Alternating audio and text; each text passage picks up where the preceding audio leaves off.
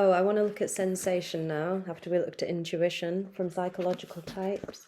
Jung's definition of sensation. According to my conception, this is one of the basic psychological functions. Wundt also reckons sensation among the elementary psychic phenomena. Sensation or sensing is that psychological function which transmits a physical stimulus to perception. It is therefore identical with perception. Sensation must be strictly distinguished from feeling, since the latter is an entirely different process, although it may be, for instance, associated with sensation as feeling tone. Can't remember what that is, but anyway. Sensation is related not only to the outer stimuli, but also to the inner, i.e., to changes in the internal organs. Primarily, therefore, sensation is sense perception, perception transmitted via the sense organs and bodily senses, which is kinesthetic, vasomotor, sensation, etc. I just want to say here that feeling is often associated in MBTI with emotions, but actually there's an argument here for SI being more associated with the emotions, in that SI is the process of actually feeling physical changes within the body, and being very tuned into them. So, for example, it says vasomotor, so that can be to do with I've just read about it, and that can be to do with the blood vessels widening and things like that. So the physical sensations that are associated with the emotions shouldn't be confused for the emotions themselves, but it shouldn't be necessarily identified with the feeling process. On the one hand, it is an element of presentation, since it transmits to the presenting function the perceived image of the outer object. On the other hand, it is an element of feeling, because through the perception of bodily changes, it lends the character of affect to feeling. Because sensation transmits physical changes to consciousness, it also represents the physiological impulse, but it is not identical with it, since it is merely a perceptive function. So SI isn't the actual physical feelings themselves, but it's the perception of those physical feelings or physical changes in the body. A distinction must be made between sensuous or concrete and abstract sensation. The former, sensuous or concrete, includes the forms above alluded to, whereas the latter, abstract, designates an abstracted kind of sensation, i.e., a sensation that is separated from other psychological elements. For concrete sensation never appears as pure sensation, but is always mixed up with presentations, feelings, and thoughts. Abstract sensation, on the contrary, represents a differentiated kind of perception, which might be termed aesthetic, insofar as it follows its own principle and is as equally detached from every admixture of the differences of the perceived object as from the subjective admixture of feeling and thought, thus raising itself to a degree of purity which is never attained by concrete sensation. The concrete sensation of a flower, for instance, transmits not only the perception of the flower itself, but also an image of the stem, leaves, habitat, etc. It is also directly mingled with the feelings of pleasure or dislike which the sight of it provokes, or with the scent perceptions simultaneously excited, or with thoughts concerning its botanical classification. Abstract sensation, on the other hand, immediately picks out the most salient sensuous attribute of the flower, as for instance its brilliant redness, and makes it the sole, or at least the principal, content of consciousness, entirely detached from all the other admixtures alluded to above. Abstract sensation is mainly suited to the artist. Like every abstraction, it is a product of the differentiation of function. Hence, there is nothing primordial about it.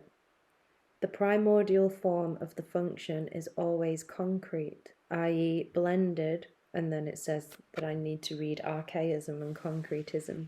So the idea of abstract sensation here, it's talking about, rather than experiencing an object as a whole, he uses the example of a flower, and all the components that make that up, you are actually honing in on one detail, and he says that that detail is the most salient or the most sensuous.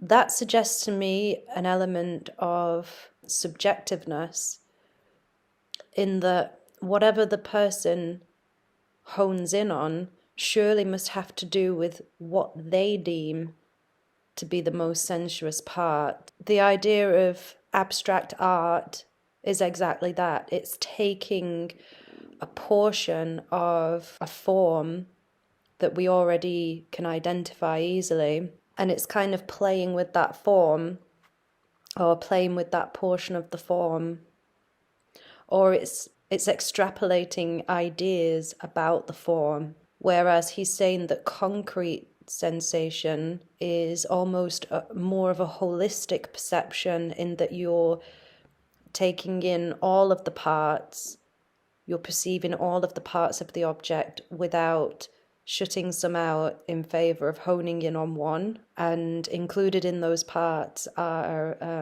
is the archaic, so ideas that we already hold in our heads about an object.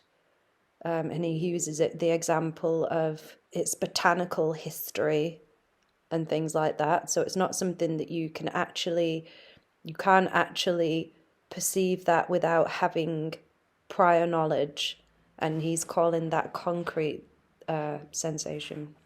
Concrete sensation as such is a reactive phenomenon, while abstract sensation, like every abstraction, is always linked up with the will, i.e. the element of direction. The will that is directed towards the abstraction of sensation is both the expression and the activity of the aesthetic sensational attitude. Sensation is a prominent characteristic both in the child and the primitive, insofar as it always predominates over thinking and feeling, though not necessarily over intuition. For I regard sensation as conscious and intuition as unconscious perception. For me, sensation and intuition represent a pair of opposites, or two mutually compensating functions like thinking and feeling. Thinking and feeling as independent functions are developed both ontogenetically and phylogenetically. Ontogenesis means the development of an individual organism or anatomical or behavioral feature from the earliest stage to maturity. Phylogenesis is the evolutionary development and diversification of a species or group of organisms, or of a particular feature of an organism. As a species, our thinking and feeling develops and evolves, and they also develop and evolve within a person as well, depending on, obviously, lots of different conditions. So it's talking about micro and macro evolution of functions. Both of them happen.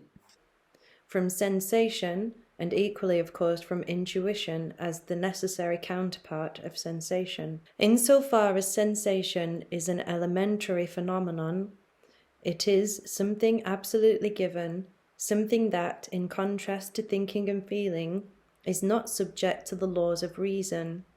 I therefore term it an irrational function, although reason contrives to assimilate a great number of sensations into rational associations. A man whose whole attitude is orientated by the principle of sensation, belongs to the sensation type. Normal sensations are proportionate, i.e., their value approximately corresponds with the intensity of the physical stimulus.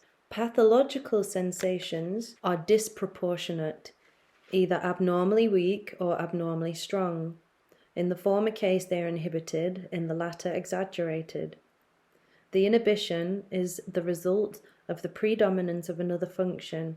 The exaggeration proceeds from an abnormal amalgamation with another function, e.g., a blending with a still undifferentiated feeling or thinking function. If a function is undifferentiated, it means that it's merged with one or more other functions and it can't be used independently. So, for example, if feeling and thinking are merged, the person might be able to perform the thinking process, but it will always be depending on what the feeling is doing as well. It can't be a standalone function. The process of differentiation is when the functions become separate and function as a whole. In such a case, the exaggeration of sensation ceases as soon as the function with which sensation is fused is differentiated in its own right. The psychology of the neuroses yields extremely illuminating examples of this, where, for instance, a strong sexualization of other functions very often prevails, i.e., a blending of sexual sensation with other functions.